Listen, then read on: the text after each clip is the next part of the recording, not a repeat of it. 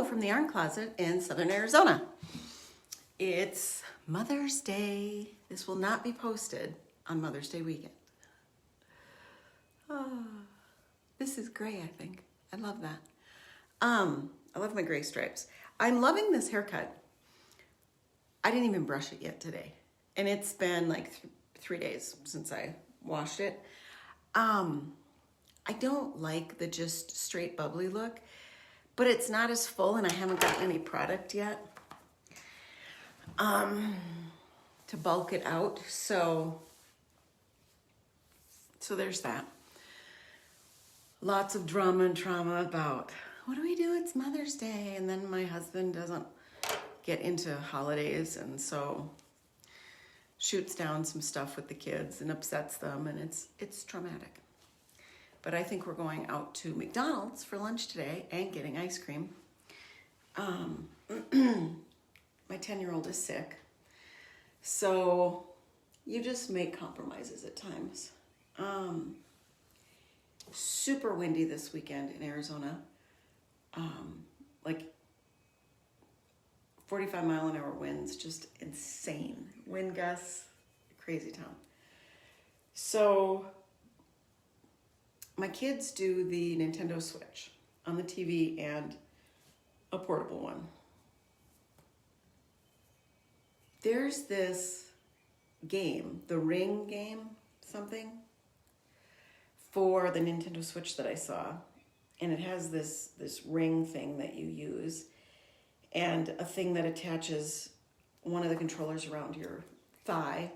And it's all exercise games, but it's interactive. So I got it for the kids for the summer. She loves it. Loves it. If you need to get a kid a little bit more active, or your kids don't really go outside, try this, because they both were on it yesterday. She's already on it this morning. My son's not even up for breakfast. You know, he's a teenager and he's 2 weeks away from graduating high school. Less is more in his life. I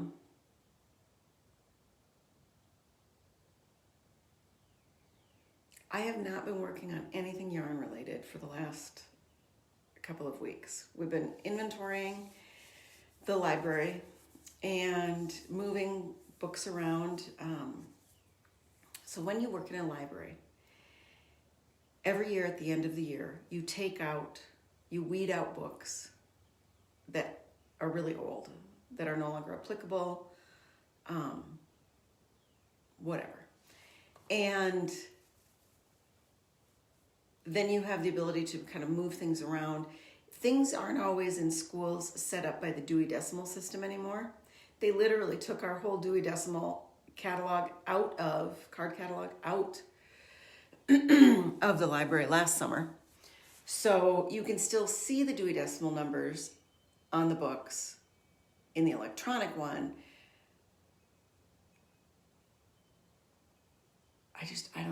It saddens my heart, but it's things are moving on and progressing, and it is what it is. So, and kids don't get it. Kids don't really understand nonfiction, fiction. There's not enough repetition in school that stuff sticks. I mean, my 10-year-old still gets confused at times, and she's in the gifted program. She's passed all the gifted tests,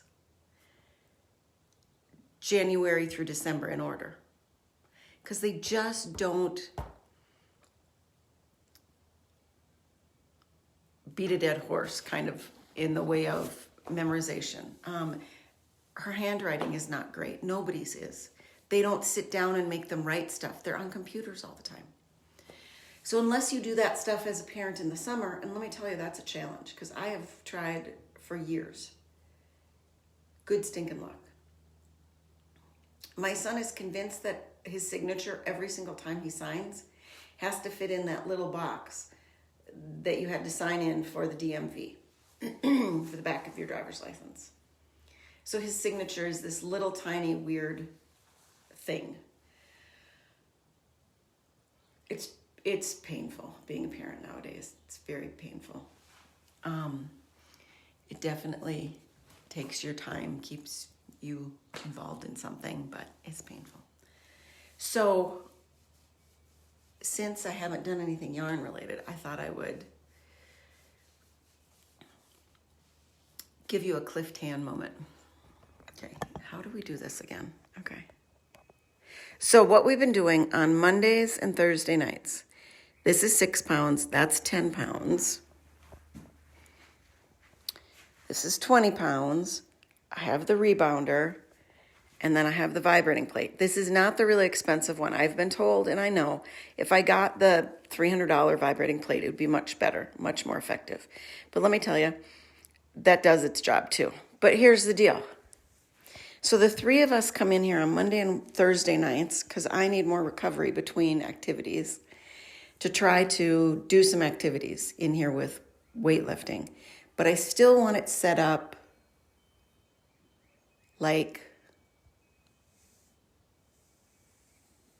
my yarn closet. So I got my door here, that window, you know.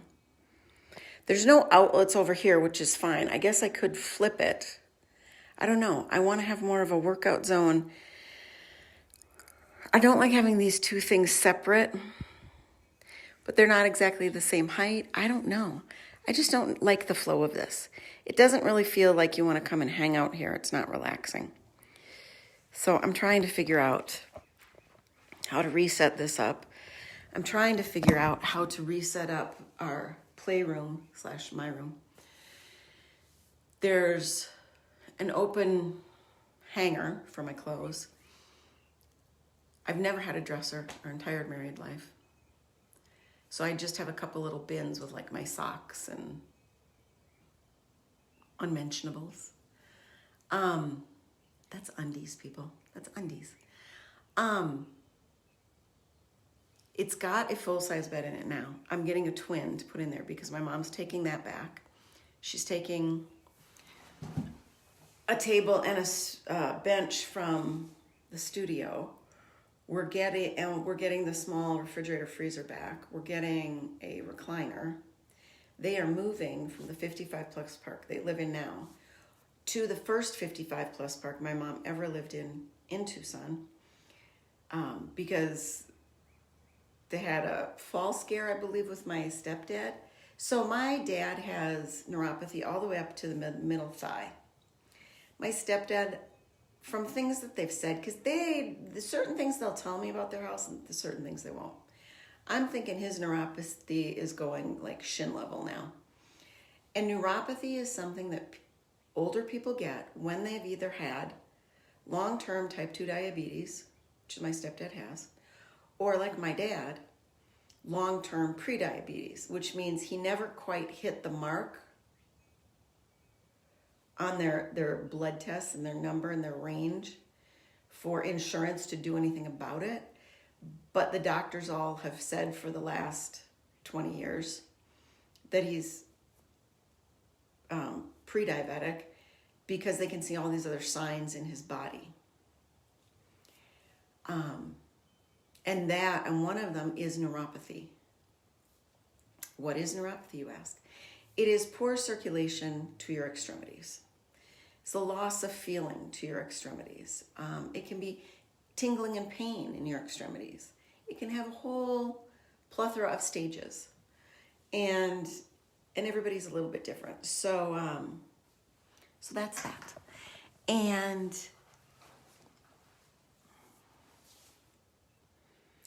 so because right now they live in a very small place,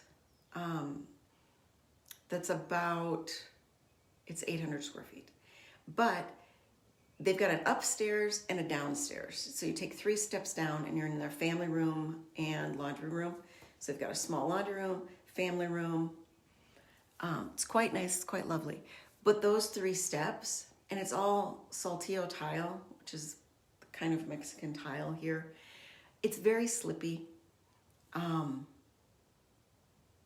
And if somebody does take a header or fall or trip, those are just things that are so much, they can be deadly post 75, to be honest.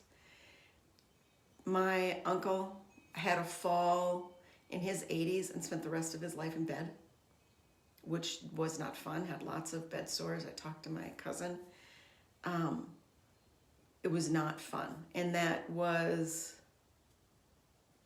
years.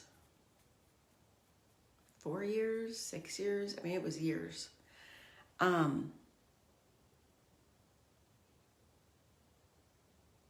So it's not fun. And then the upstairs, the hallway space is so narrow that if they did need to be in a walker or something, it would be very hard to get in and out of their bedroom, their bathroom. So they've opted to move to a different park where they can get a slightly bigger home that's more open floor plan.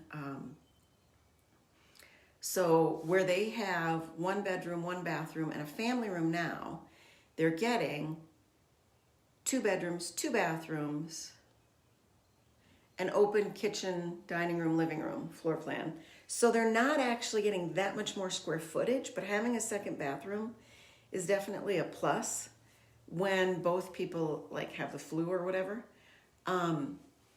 And that second bedroom is actually kind of like their family room is now. So they're only gaining about 300 square feet more than they have now. Maybe 4.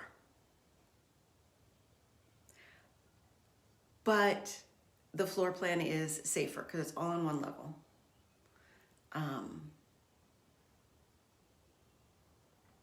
I think my mom still has friends at that park. It's a very comfortable park. They're much more kid friendly.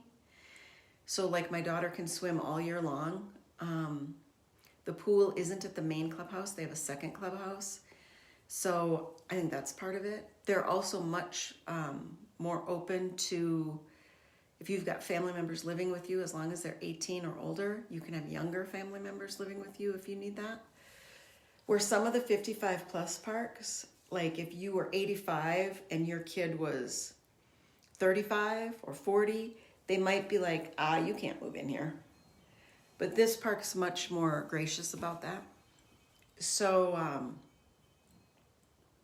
the dynamic's a little bit different because you have this younger cohort there. But they still do all the same kind of activities. The weekly potlucks and card games and knitting groups and quilting groups and stuff. So I think they'll be just fine. We will move them. They will leave a certain amount of their stuff in the existing place, so they'll have a few things they need to buy new. Because the parks that are all the smaller units, they're called park models, the 1 bedroom, 1 bathrooms with family rooms.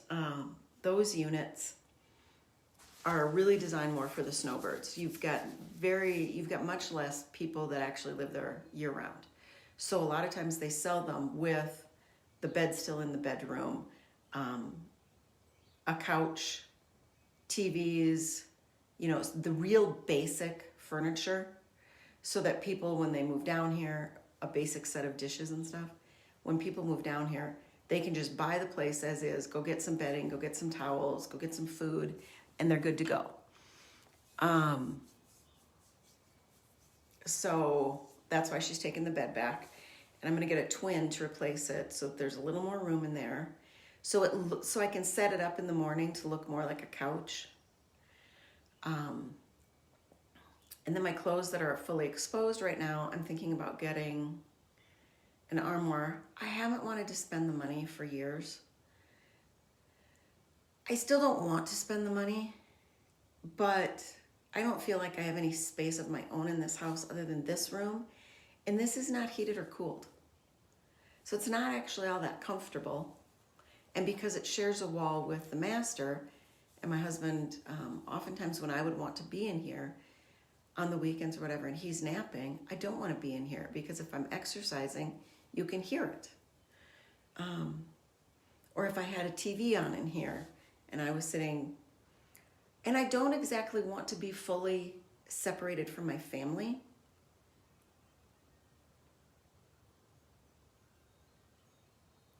So some changes are afoot, is what I'm saying. Some changes are afoot.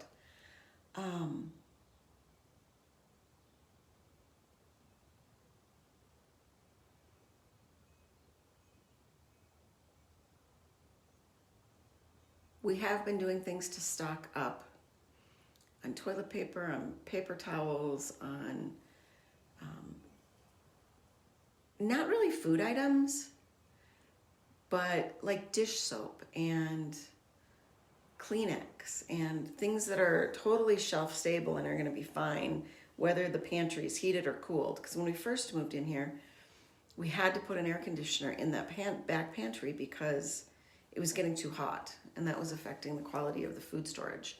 So then we dramatically decreased pantry. I've got a really small kitchen for storage, and I have no linen closet for my family bathroom. So part of me is like, how do I get some linen storage for my family bathroom, even if it has to sit out in the family room? Like I'm looking at getting like a chifforobe or something. That's an old-fashioned term for a certain size of a dresser kind of thing, often that has shelves in it where you open it up. It's got a couple drawers. You open it up. Instead of having hanging rods, it's got shelves. So, but it's not super tall. They're often around the 42-inch mark. So I'm looking at getting one of those to put in the family room, and that because it's just right outside the bathroom, and then keeping extra bathroom stuff in there, and that'll open up some space in my laundry room, which is like overflow pantry space for the kitchen. I'm trying to figure out ways to shuffle things around and just make it more comfortable. Some sketchy stuff happened at school. I wasn't sure if I was going to talk about this. Since I'm not talking leaps and bounds about yarn stuff, I will talk a little bit about it. So there are 2 libraries in our school system. Our school system is a flowing campus. We've got a district office, a high school, a middle school, a primary school, a preschool, daycare / preschool, because we take infants. So we get your kids all the way we get them. And there's a small high school library. Well, it turns out that librarian is starting to do more work for the high school office, I think. And they've decided to give her an assistant. Her library is less than a third of the size of the library that the librarian does for primary and middle school. Since I've been there this year, inventory has gone very well. The numbers are better than they've ever been because I was able to be there all year long checking kids in and out, and there's less problems when you've got that second person because she's only got 20 minutes. She's required to read for them to 10 minutes. Then a class of 26 kids, 28 kids, she's got to check in all their books. They each get 2. And then check out all their books, but also help them find books in the other 10 minutes. So there would be a lot of oops, and then if you don't catch that because you've got another class coming in right after that. I mean, she's required to take her hour lunch during the day, but there's not an hour that the library is closed down. There's not an hour that the library isn't without students. So she's clocking out, but still working, still sitting there. So for me being there, it has been really helpful this year. And so we've had all these people coming in wanting to apply for this job, and we didn't know what job they were talking about. Well, they're talking about this other job. And everybody got a little miffed because they're like, why wouldn't they ask Laura to apply to this job? Laura walks with a blind cane. Laura is legally blind. Laura's computer is 200%.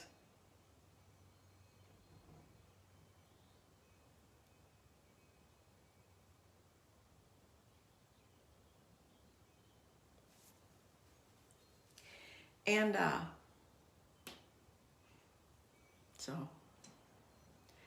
so anyway, I'm just very excited because the woman that I shared the library with is so over the moon.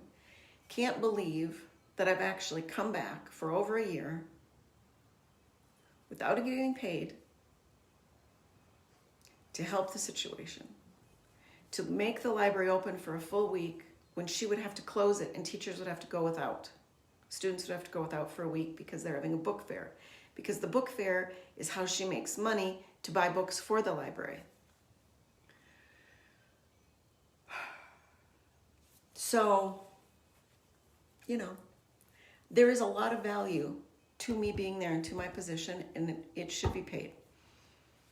Even if it was only paid at a part-time deal, it should be. It should be totally obvious to everyone, and I've gotten a lot of teachers that have come in since this whole thing came out and said, we hope you don't, if they do offer it to you, we hope you don't go to the high school, because it's been such a great year having you here. The kids aren't getting in as much trouble, because kids get in trouble right when there's too much chaos. It's chaos if there's only one person trying to deal with this.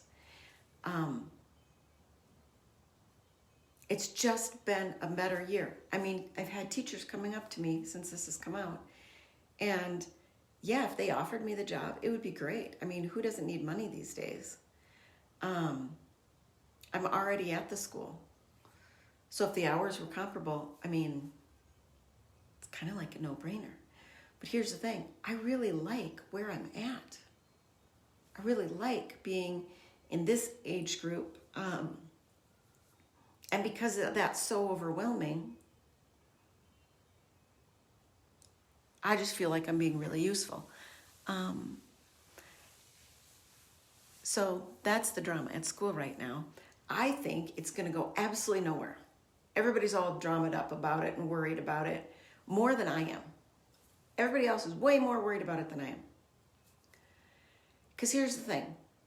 I'm going to keep showing up. Period. Turns out, I just finally asked her. I said, so what was the deal when I came? Because it seemed like everybody was all like, what are we doing with this lady? She goes, well, so you did all that work last year, and then you showed up first day of school this year. Between the time that you signed in and you got to the library, because it's a walk, she's like, I got a phone call. Hey, do you want us to go stop her and not let her come?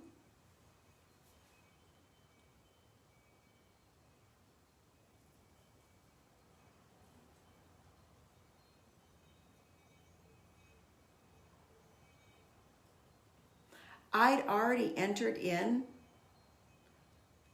2 months' time, enough books to double the size of the library. I did that. That was me, entering 800 to 1,200 books a day and checking kids in and out in that last 2 months of school. That was me. That wouldn't have happened without me. I did it. And there weren't a bunch of problems. And that size of that library was more than double the size of the library when years ago, me and another librarian at the other school our library service stopped. So then we had to get another library service and enter in our whole library again. And it took us together over the summer to do it, and it was way less. So please,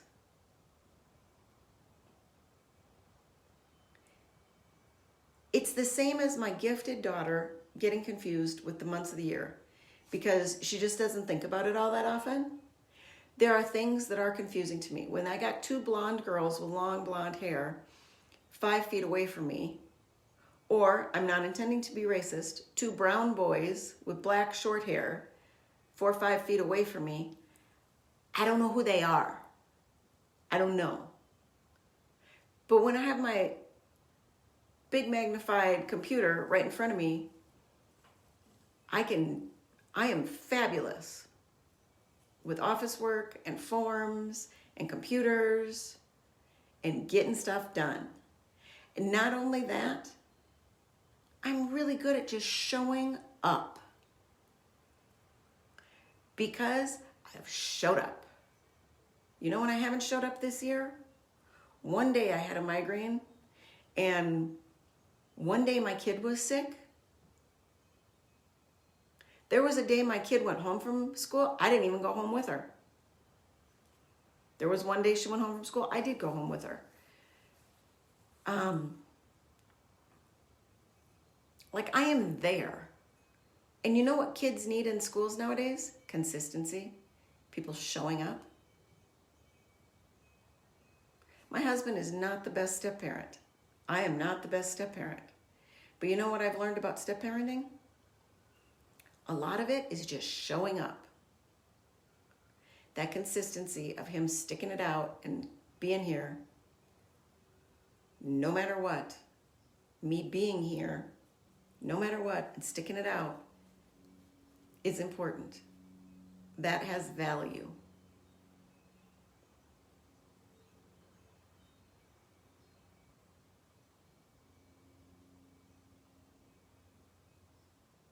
So on Mother's Day, your mom may not be perfect.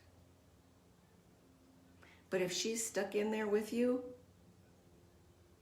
maybe you should give her a few points for just showing up. So let's all look with our heart first and give me some recommendations on how I should set this room up. I mean, what am I doing wrong?